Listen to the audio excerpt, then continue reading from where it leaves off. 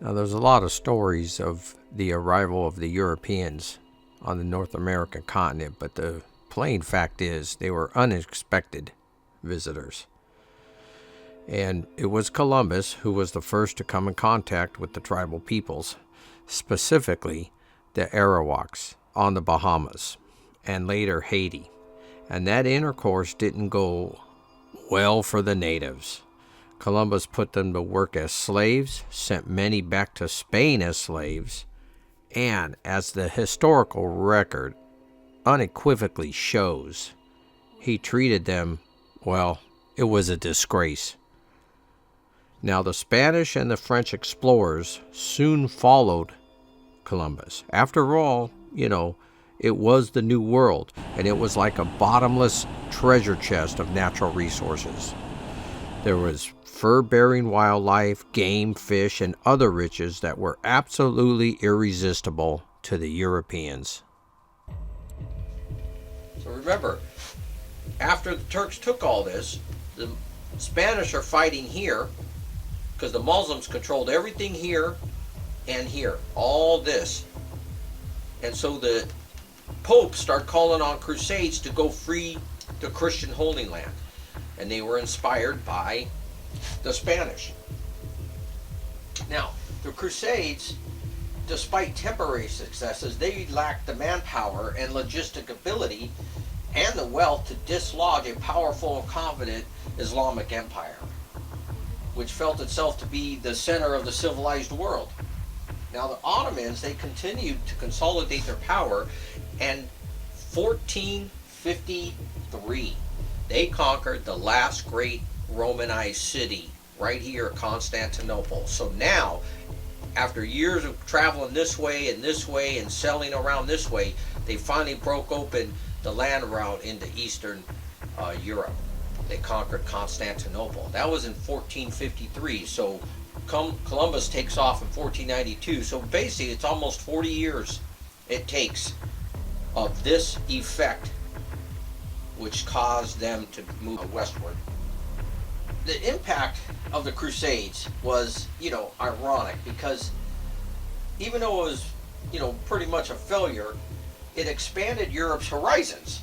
It stimulated the trade and introduced a whole range of new goods: sugar, rice, spices, and silk, as well as developing a keen awareness of the Arabs' science and medicines. Now, back in Spain, the conquest against the Muslims here was way more successful, and Castile had finally kicked out the Arabs of most of the territories here, and all they had left was some Islamic outposts down here at the bottom. And the Spanish quickly start capitalizing with the Portuguese, selling this way, basically for monetary and slave trades, because the Arabs were already slave trading across Africa this way, and they were taking slaves. Well, the Portuguese and the Spanish were going this way. Now, they wanted this long major link with North Africa, and they used it as a base trade for exploration, as well as launching expeditions against their Arab heartlands across the Mediterranean. So they were coming down here, dominated areas here, and they were advancing more on the Muslims. I'm telling you, the Spanish fighting conquistadors were tough, best soldiers in the world at this time. Now, in 1469, the marriage of Ferdinand and Isabella united Castile and Aragon, and their combined forces finally completed the conquest of the Moors. And in 1492, this was witnessed by Christopher Columbus. They hung a Christian cross in the last Moorish lands here of Granada, right over here in Spain. And Columbus watched as this cross was raised. With the expulsion of the Arabs, and shortly afterward the Jews, the Spaniards finally attained what they had been fighting for more than 7 centuries. And during that time, like I said, they developed a brutal and efficient military culture, and they found itself basically with this enormous self-confidence and not much to do. In 1490, they had started to colonize the Canary Islands. Okay, so that's why I'm kind of using this map. I wanted to show you from here to here is the Canary Islands. They start colonizing the Canary Islands, and they hoped that the Guanches would provide them with a cheap and plentiful workforce. Instead, the Guanche people rapidly dies out from disease against which they had no resistance. Now, 2 years later, Columbus persuaded Ferdinand and Isabella to finance his expedition in search of new lands, new commercial opportunities for new resources and wealth. Columbus's first impressions of the New World and its inhabitants convinced him that he had indeed stumbled on a golden age, and he wrote to his financiers, "So tractable, so peaceful are these people that I swear to your majesties there is no better nation on earth. They love their neighbors as themselves, and their discourse is ever sweet and gentle, and accompanied with a smile.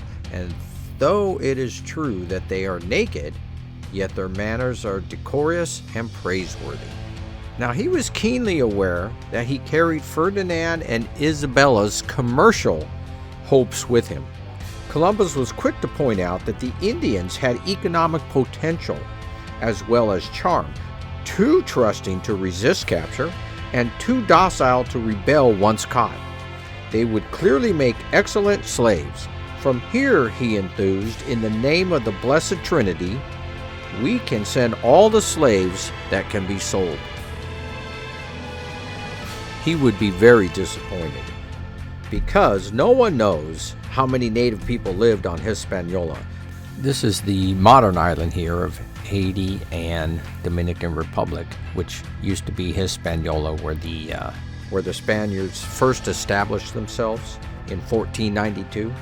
But contemporary observers put the population at between 2 and 4 million, and a recent estimate suggests it might have been as high as 8 million. By 1520, okay, we're just talking, about 27 years, it had fallen to just 20,000. Like the Guanches of the Canaries before them, the Caribbean natives were virtually exterminated by the extreme brutality of the colonists and the impact of disease, which they had no resistance. The first smallpox epidemic on Hispaniola in 1507, for instance, was said to have wiped out entire communities.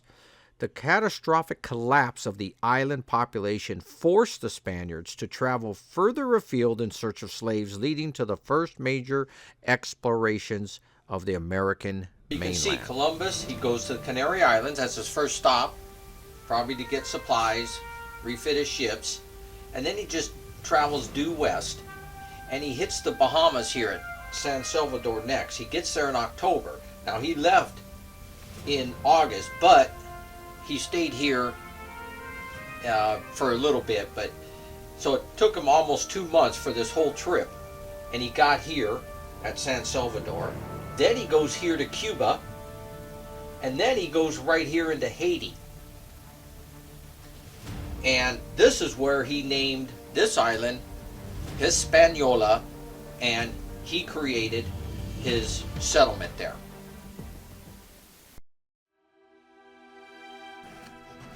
And it was there that he wiped out the Arawaks. Now, he also wrote that he hadn't seen any monsters, but that there might be a chance that the natives were cannibals. His bottom line was that he could take over the whole bunch of them with no more than 50 men. It is now known that Columbus put forth his mistaken cannibal story to justify his exploitation of the Indians and bring the Spanish monarchy on board for whatever he wanted to do to assure complete domination of the natives and their natural wealth. Now, we know with certainty that Columbus enslaved, brutalized, raped, and slaughtered the Arawak people. He shipped Indians back to Spain to be sold as slaves. He gave young Indian girls to his crew members to be used as sex slaves. He put Indians to work as slaves in the gold mines. And then to top it off, in 1493, Pope Alexander VI, in a papal bull, gave the New World to Spain, which of course didn't sit well with Portugal, so Portugal eventually got a piece. Now, Columbus' second journey, He made good use of the Atlantic trade winds, and he arrived in the West Indies in early November. He left on October 13th and got there early November, so little under a month. And he discovered that the small group he had left behind had been massacred by hostile natives. And during his 3-year stay on this voyage, he established colonies, fought with natives, enslaved them to dig for gold. Then he headed back to Spain in March 1496 with 500 slaves for Spain. The native population of the Caribbean dwindled from estimated millions to mere hundreds from illness, from the Europeans and their animals, extermination, and suicide. Mothers killed their newborns rather than allow them to become slaves. Pregnant women aborted themselves. Natives killed themselves en masse to escape the horrors of living in an enslaved society. Now, Columbus also had to deal on his third voyage with a mutiny. He ended up hanging some of his rebellious crew. He tried to quash the resistance, but Ferdinand and Isabella had had enough with him, and they appointed a new commissioner of the colonies who arrived in 1500, arrested Columbus, and had him sent back to Spain, shackled and humiliated. Now, he was eventually freed, and he was actually funded for a fourth voyage. And this voyage was basically a failure. Now, what is Columbus's legacy? He rounded up slaves, had them shipped back to Spain to be marched naked through the streets, and then sold at market. He enslaved island natives and set them to work stripping the mountains of gold from top to bottom. His men treated the natives like animals, often torturing them and beheading children for amusement, killing men, women, and children at will, chopping off their hands if they were deemed to be too lazy, using their corpse as dog food, and even simply walking up to a native and slicing off a thick piece of flesh from his body to check the sharpness of their knives. That's the honest legacy of Columbus and the stories that will start traveling through the Americas. But not only that, during the 16th century, the same mix of curiosity and religious fervor carried successive waves of Spaniards from their bases in the Caribbean and Central America into what is now the southern United States, establishing a widening pattern of antagonism and conflict between the Europeans and the native. But further north, contact between Europeans and Native Americans had barely begun. Reports of the Spaniards' discoveries created a ferment of excitement and activity in the rest of Western Europe. But with the partial exception of Portugal, the other powers were simply not prepared for the daunting task of large-scale conquest and colonization. The most they could do was to dispatch token fleets in the frantic hope that by putting in an appearance before anyone else, they could establish sovereignty over the vast territories, which they had no immediate prospect of being able to possess physically. Now remember, this is one of my key points in my introduction. All they could hope to do was establish sovereignty over the territory. Sailing for King Henry VII of England, John Cabot, he left England in 1497, and he eventually landed somewhere in Maine or Newfoundland. So you can see here the Spanish were hitting the colonies here, and then they were hitting islands out here, due west, and going in this area.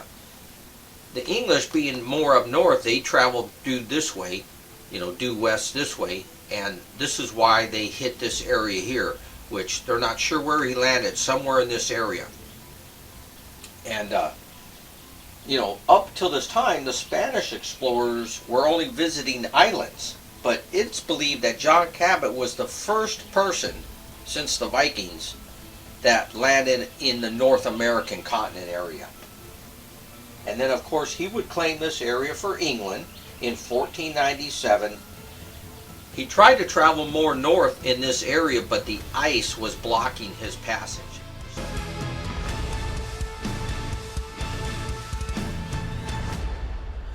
Now, Cabot returned to England with reports that he had found Asia, and he launched a second expedition with 5 ships in 1499. Only one ship would make it back to England, and little is known of what happened on that voyage. However, Cabot did establish an English presence in North America. Now, Cabot's claim of the land for England meant that all the American Indians of this region would be facing English colonists who thought they had the right to live on the Indians' land. Here's what his claims led for some of the native people.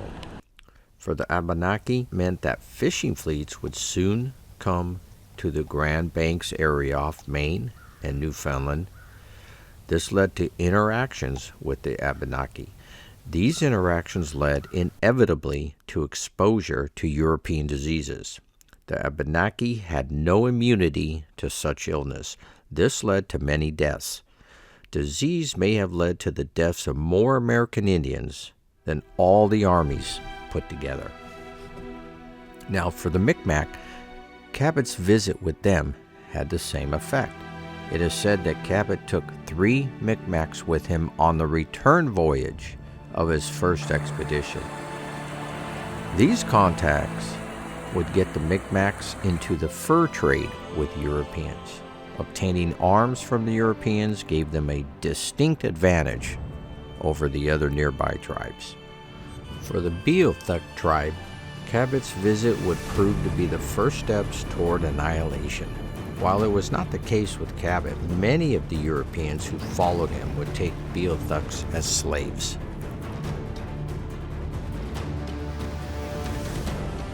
Now, the only reason I'm mentioning this next explorer, Amerigo Vespucci, because we get our name from there. And he didn't actually explore any of North America, and even though he was an Italian, they weren't in the exploration business, so he sailed for Spain. And he sailed down in this area, and he founded Rio de Janeiro. He traveled up and down this coast, even as far as Argentina here. He went to the mouth of the Amazon, and he was the first one that when he went back to Spain that he believed he found a whole nother continent. And he was the first one with that assertion. Now, he did like 5 or 6 voyages, and he had maps and stuff. So, there was a German map maker by the name of Martin Walsenmüller, and he's the one that were looking at Amerigo's maps and drawings, and when he was making a map of the continent here, he just labeled the continent originally for this new one that he found, Amerigo, after Amerigo Vespucci. Now, a later cartographer, when he was making the maps of all the continent area, he just used this name and named this whole area over here after Amerigo, and he named it America. And America is the feminine version of Amerigo. So that's how we get the name America in this area.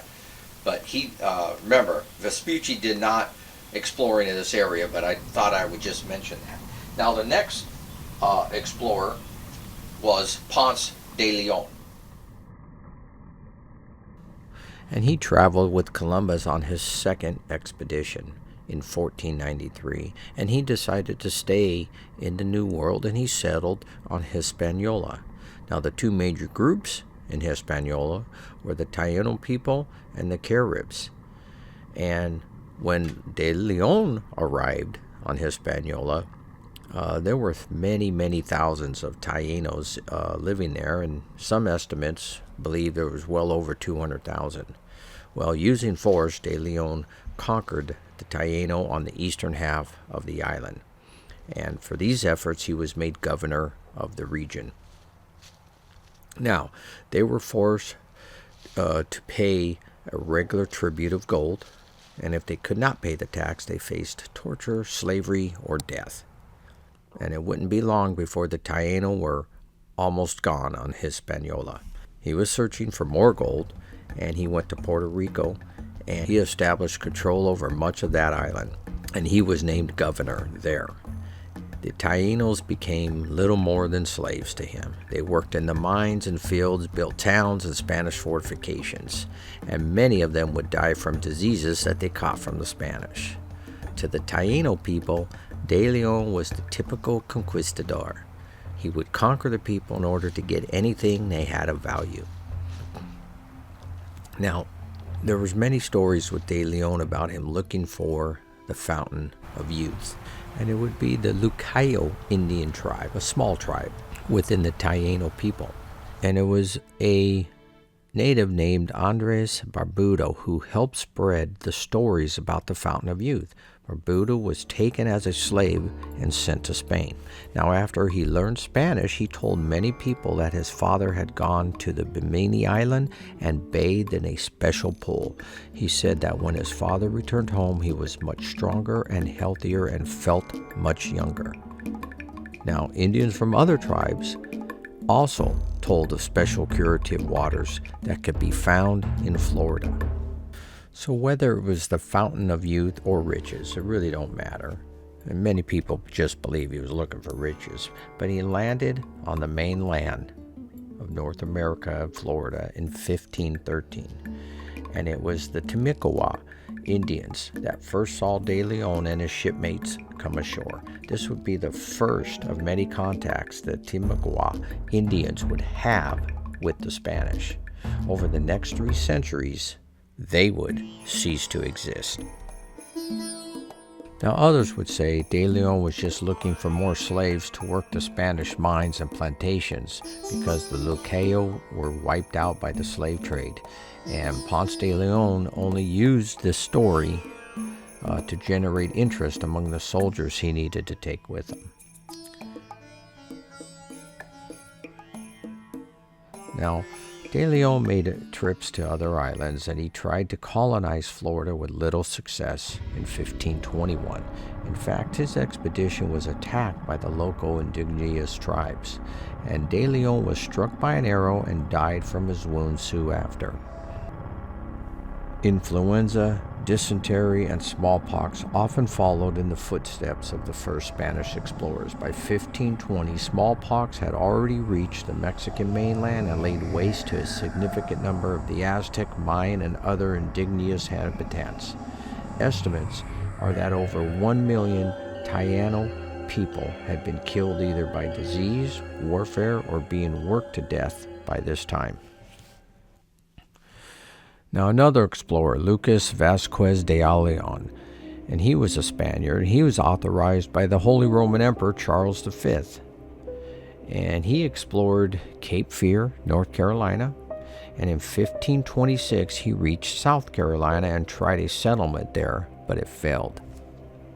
Now, I just want to make sure when we use the words failed settlements, we mean the settlers were unable to sustain themselves due to the harsh conditions, the natives, or lack of food. All right, and that's why their settlements would fail. Now, the next explorer was Giovanni da Verrazzano, and he was an Italian, but he explored for France, King Francis I, and he was out looking for a route to Asia, and he sailed into this area here, and he was the first one to name areas here after names of the old world, like the Bay of New York and the Narragansett Bay. So other explorers used these references that he was making, and that was pretty much his contribution. Now, in 1534, the Micmacs saw 2 ships in the nearby waters. Several hundred of them quickly gathered 3 or 4 dozen canoes and headed out to the ship. Having encountered the Europeans before, they were interested in trade goods. To their surprise, though, cannons on the ship began to fire over their heads, and the Micmac quickly returned to shore. The next day they returned. This time they made certain that the Europeans could see the beaver pelts they had to trade.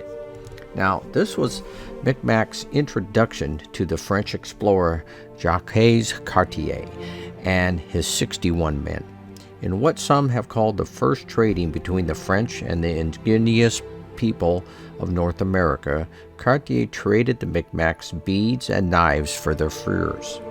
Cartier reported that the Micmac bargained away all they had. While the changes did not happen immediately, the Micmacs' way of life would change from their choosing to adopt a more trade-based economy.